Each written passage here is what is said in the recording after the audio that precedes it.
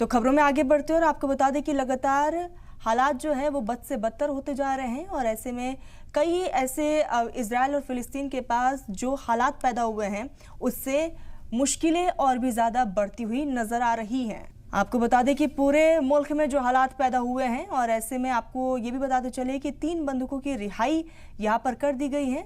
और आपको ये भी बताते चले कि इस पूरे मामले को लेकर अब तक जो बातचीत हुई थी उन बातचीत के तहत उन्हें छोड़ा गया है, तो रेड क्रॉस को सौंप दिया गया है और फिर मेडिकल जांच के लिए सीमा के पास एक सुविधा केंद्र में ले जाया गया और उनके परिवार वालों से मिलवाया भी गया। 3 बंदूकों का इलाज करने वाले अस्पताल ने कहा है कि लेवी और शार्बी की हालत जो है वो खराब है, जबकि बैन एमी की हालत गंभीर बनी हुई है।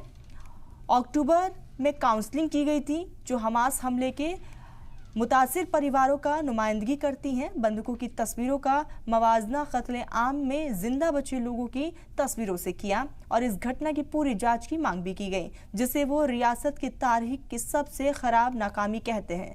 वहीं इजराइल में हफ्तावार मुजाहरा का सिलसिला लगातार जारी है।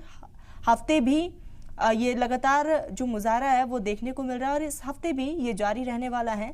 यरगमालियों के अहले खाना ने इजराइल सरकार के खिलाफ एहतजाज किया। मुजाहिरीन सड़कों पर उतर आए और सभी बंदूकों की फौरी रिहाई की मांग भी की। उन्होंने मांग की है कि सरकार रिहा किए गए बंदूकों की हालत को देखे और तमाम यरगमालियों को फौरी तौर पर रिहा करवाएं। वहीं दूसरी तरफ इजरायली वजीर आजम बेंजामिन नेतन्याहू ने बंदूकों को यहाँ पर उनकी वापसी का इस्तकबाल भी किया है, लेकिन उन्होंने इसे चौंकाने वाली तस्वीर बताते हुए इसकी मजम्मत भी की और कहा कि वो बिना जवाब के नहीं रहने वाले।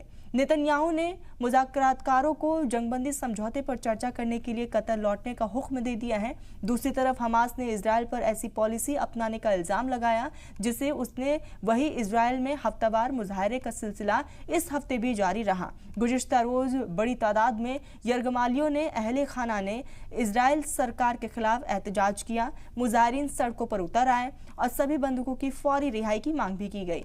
उन्होंने मांग की है कि सरकार रिहा किए गए बंदूकों की हालत को देखे और तमाम यरगमालियों को फौरी तौर पर रिहा करवाएं। वहीं दूसरी तरफ इजरायली वजीर आजम बेंजामिन नेतन्याहू ने बंदूकों की वापसी का इस्तकबाल किया है, लेकिन उन्होंने इसे चौंकाने वाली तस्वीर बताते हुए इसकी मजम्मत भी की है और कहा है कि वो बिना जवाब के नहीं रुकेंगे। नेतन्याहू ने मुज़ाकरातकारों को जंगबंदी समझौते पर चर्चा करने के लिए कतर लौटने का हुक्म दे दिया है, तो वहीं दूसरी तरफ इनके कई पॉलिसीज को लेकर बातचीत भी की गई।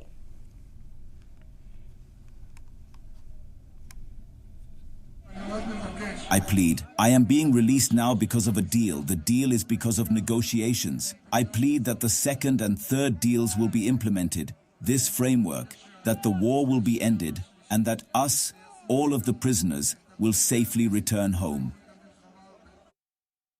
The horrendous scene we have witnessed today, this morning, is just a reminder that the fate of all the remaining hostages is in our hands, and we must do everything within our power to get them back as soon as possible. We must rush the second phase, the third phase. There is no time. We've all seen them.